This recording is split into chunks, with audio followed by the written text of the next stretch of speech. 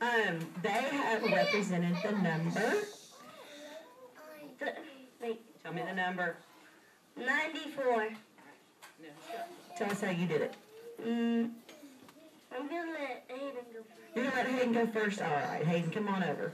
Here, I'll hold your book for you. I want you to show them what you did, okay? Huh?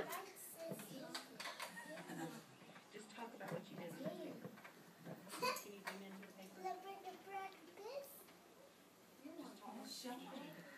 I did spinning notation.